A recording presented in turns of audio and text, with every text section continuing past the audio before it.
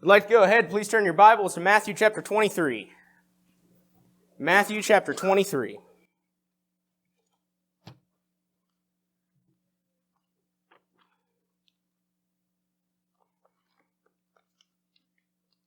Good to see everyone out this morning. I was thinking about this. My third week in a row I've been preaching. I was preaching Mansfield the past couple weeks. And they don't have a very big crowd, so I was kind of getting used to that. And so everyone showing up this morning, I was like, whoa, that's a lot of people. Well, thank you for being here. Happy Mother's Day to all the moms. I got my mom a leaf blower, so she was appreciated.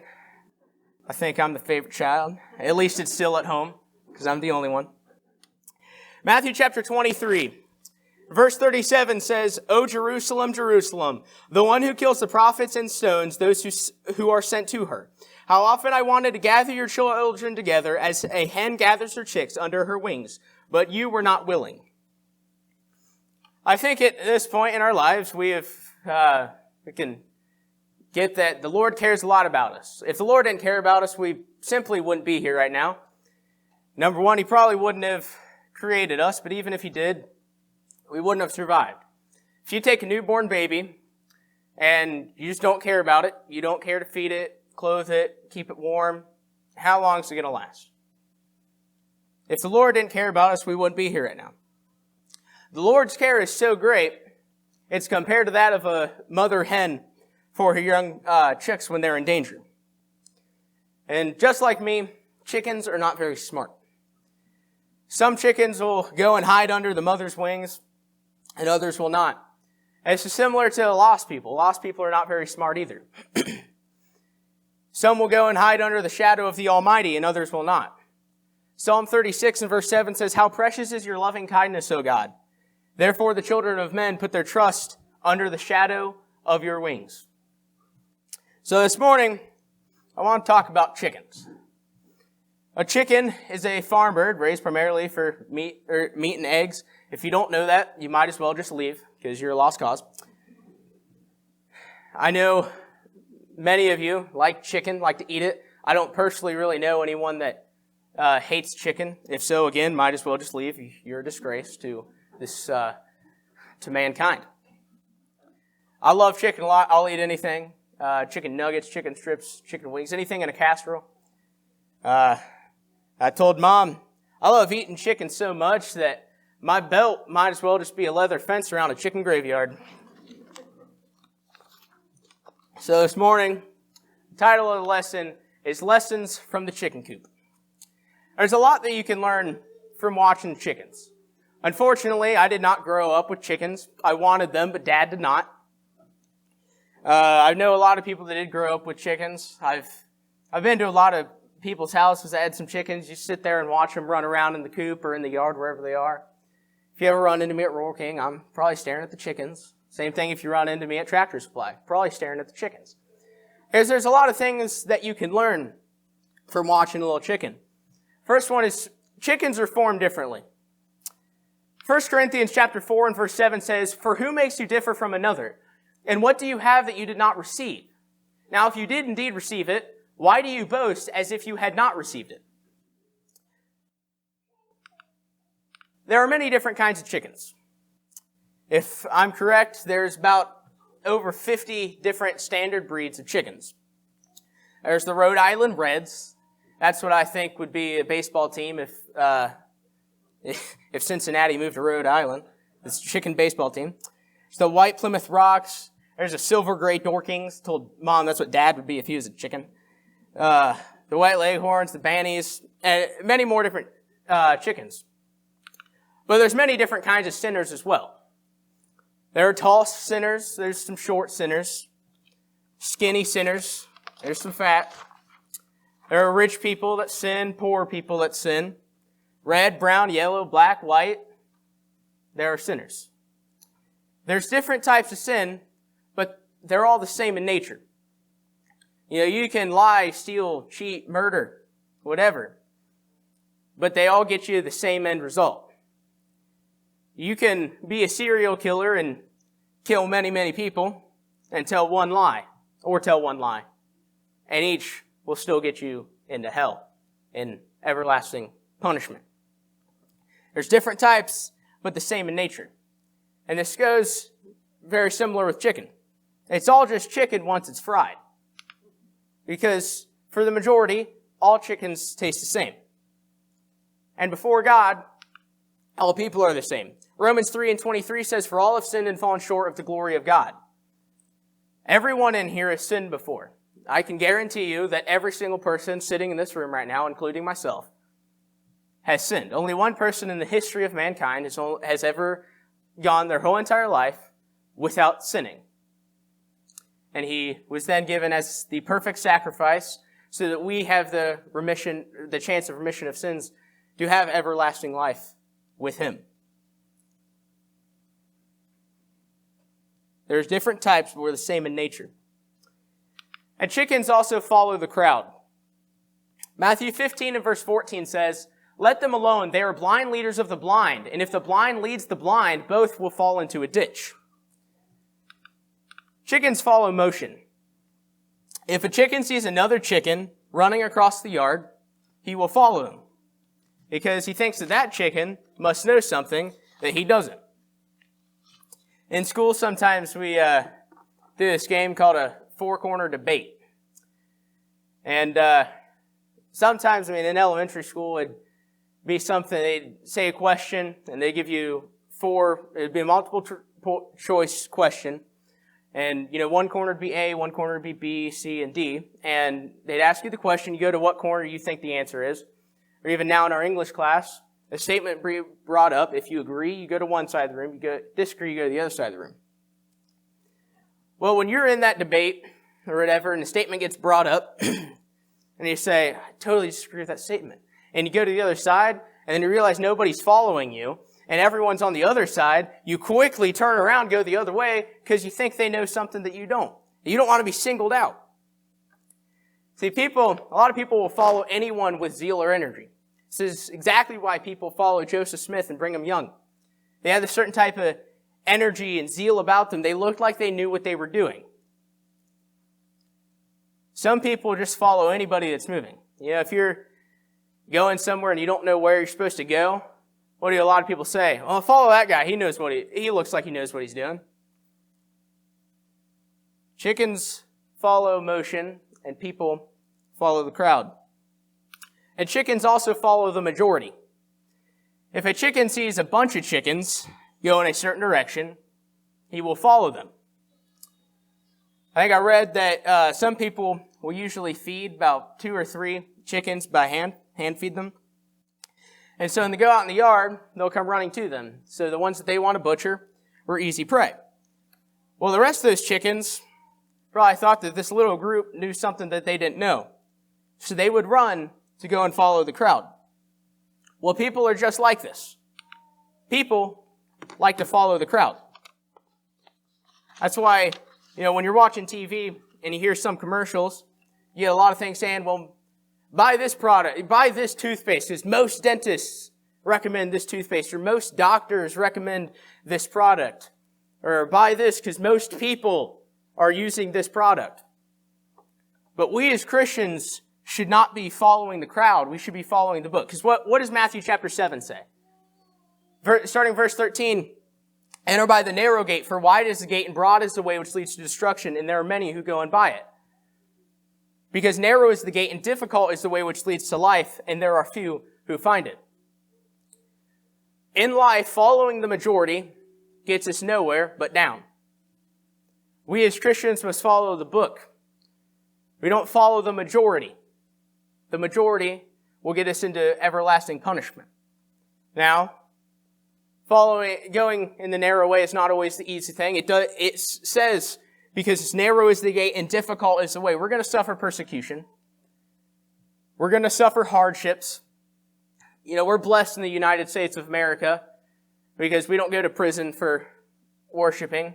I am not afraid at this moment that someone's going to come in here and arrest me for preaching the word. If you're in a different country, unfortunately, you have that fear. But the end goal is what we're getting to. The majority gets us nowhere. So as Christians, we must follow the book and not the crowd. Chickens also fight over things. If you have any siblings, you already know we're similar to them, because we fight over things all the time. Ecclesiastes chapter 6 and verse 7 says, all the labor of man is for his mouth, and yet the soul is not satisfied.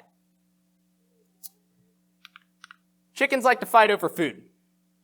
If an unfortunate grasshopper accidentally jumps into the pen of some hungry chickens, the other chickens are liable to kill 2 or 3 of the other chickens to get to that grasshopper. They'll jerk it right out of the other's mouth. And they'll jump in and peck each other on the head, sometimes even in the eye. I've heard stories of even when a chicken might draw some blood, that another one will peck at it till it dies just to get the food. Chickens fight over things. And chickens fight over shiny things too. Now, let's just be honest. If you're watching chickens will fight over anything.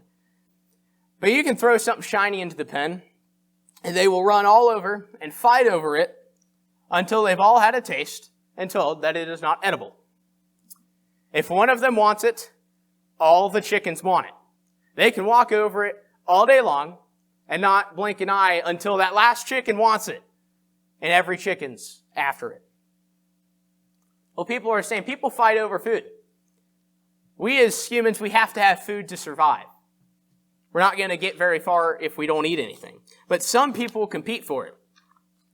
And it's kind of awful if any of you like to hunt. There used to be this buck that hang out back here sometimes.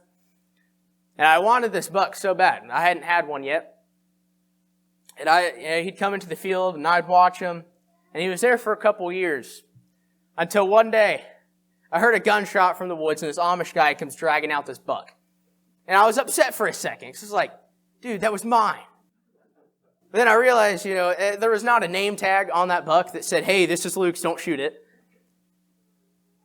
But some people will get so mad at that. You kill their buck, you kill their turkey. Something like that. You get so mad at it. I've heard stories of people getting violent about it. It's awful how people will kill each other just for a piece of meat. I'm sorry, most of us, I wasn't going to die if I didn't get that buck. I can go to Walmart and get something else. Not as good as deer meat, but it's fine. And people also fight over shiny things. Now, it's obvious that people fight over money. We've heard that money is the root of all evil. That's obvious. We all know that. But what about things like baseball cards or football cards? Many other things. As long as nobody wants them, they're useless. It's just trash. It's a card with a picture on it, right? But as soon as somebody started collecting these little cards, they became valuable. And now people will fight and steal and spend a ton of money on a little card with a picture on it. Because it was useless till one person wanted it, and now everybody wants it. Chickens also frighten very easily. Proverbs 28 in verse 1 says, the wicked flee when no one pursues, but the righteous are as bold as a lion. A lot of times when, if you've ever been scared of something, your friends are trying to dare you to do something and you won't do it, they start calling you chicken. That's because a chicken is a coward. If you look it up in the dictionary, which I did, on Merriam-Webster dictionary, the first definition gives you something like it's a farm bird raised primarily for eggs and meat. But the second definition, sorry if you can't read this, it says scared, timid, or cowardly. A chicken means coward. Chickens are even afraid of other chickens. They'll run from each other. If there's an old rooster that is rather aggressive, that rooster can chase the rest of the chickens all over the pen if he wants to. Well, some Christians are afraid of other people. That's why some people won't tell anybody about Jesus. There's some Christians, or so-called Christians even, that'll show up to church. They'll be here every week. They might even, get up here, try to lead singing or something. But as soon as they leave this building, they won't tell anybody about Jesus because they're too afraid of people. They're too afraid of the reaction they're going to get. And chickens are also afraid of challenges. See, most chickens don't even attempt to fly over the fence. If they did, some people would probably cut off their wings or something if they caught them outside after flying over. Because flying over the fence is too big of a challenge. Well, some Christians are afraid of challenges too. Joining a church can be too big of a challenge for some. Getting baptized is too big of a challenge. You mean I got to get in the water?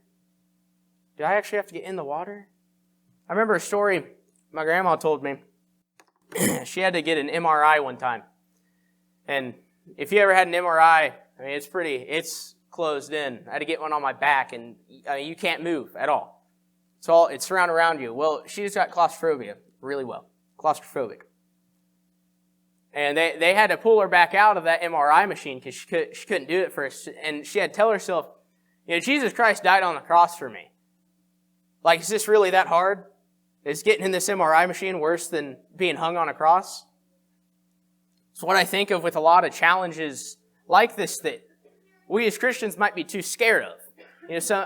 I've known some people to be really scared of water, and they want to get baptized, but they're terrified of being in the water, so they're afraid you're going to drown. Like, well, number one, we're going to catch you. Don't worry. Unless you want to get to heaven really quickly. But some people are afraid because getting baptized is too big of a challenge. Giving money back to the Lord is too big of a challenge. I've been saving up for a new vehicle. Why do I got to give back to the Lord?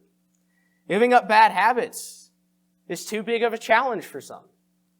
Just like the chickens. It's too big of a challenge. We're afraid of challenges. Chickens also like to find things in the dirt. If you've watched chickens outside, chickens are always looking in the dirt. Proverbs chapter 16 and verse 27 says, "An ungodly man digs up evil, and it is on his lips like a burning fire." Chickens are always scratching around in the dirt, trying to find something tasty. And they may find an unfortunate roach or earthworm.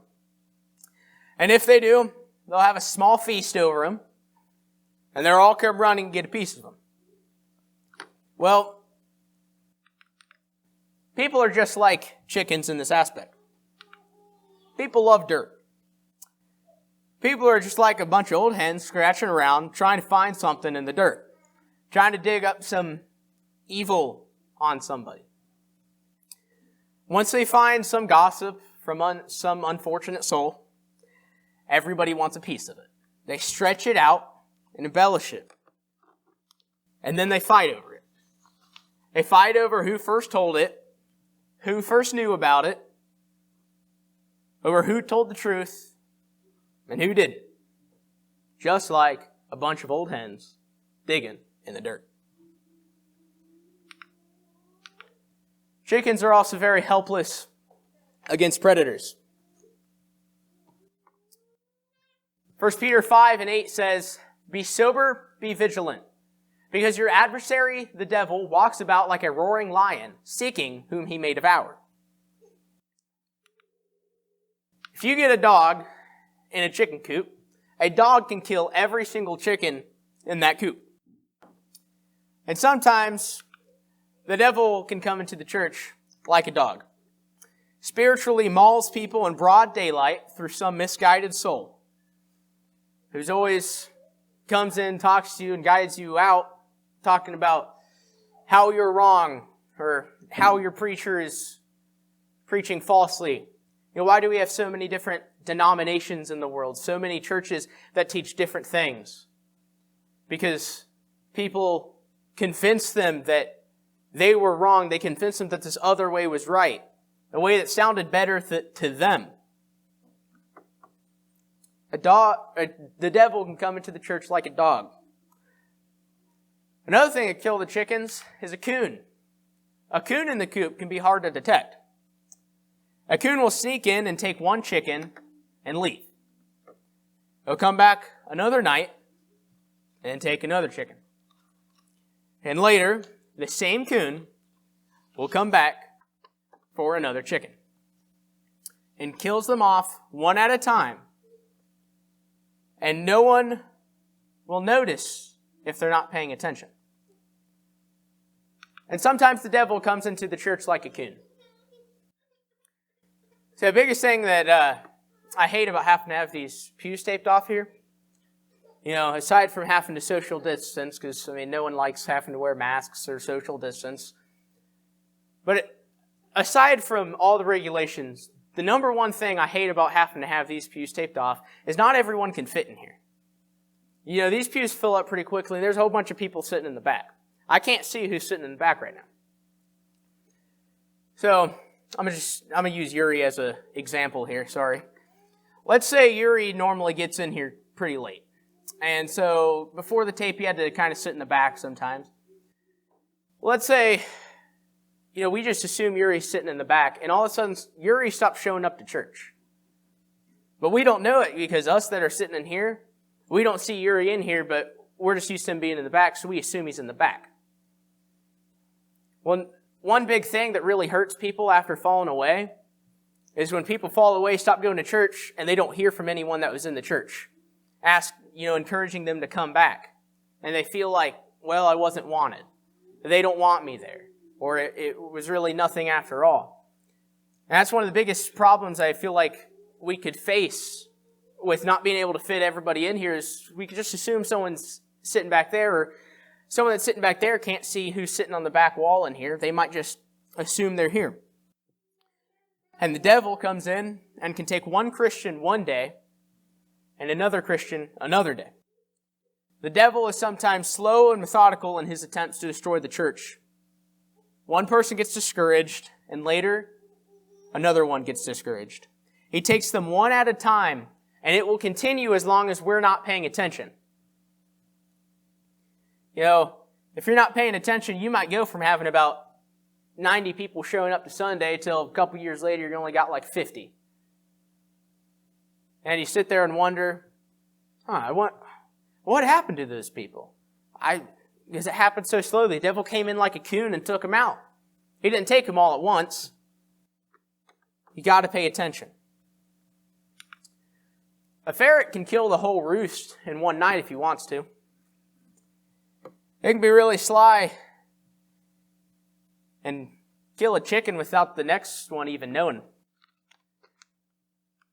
Well, the devil uses gossip to sneak around the church. He sneaks around in the dark, and he can take a whole church at one time if he wants to.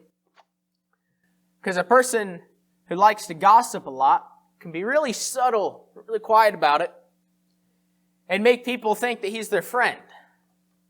But in all reality, he's actually destroying you.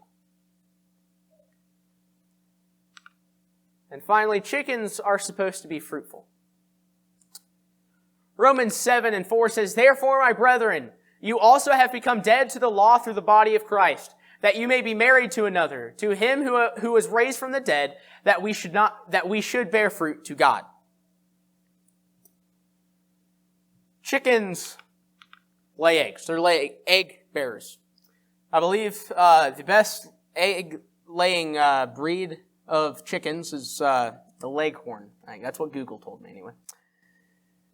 And they can lay an egg a day for up to 260 days. And they will molt for about 2 months. And some can even actually lay eggs during this process about every 2 or 3 days.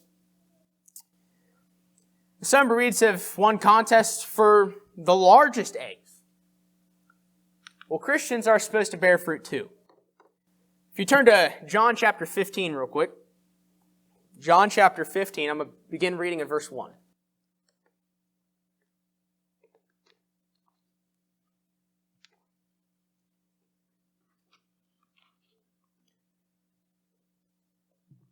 John chapter 15, beginning in verse 1.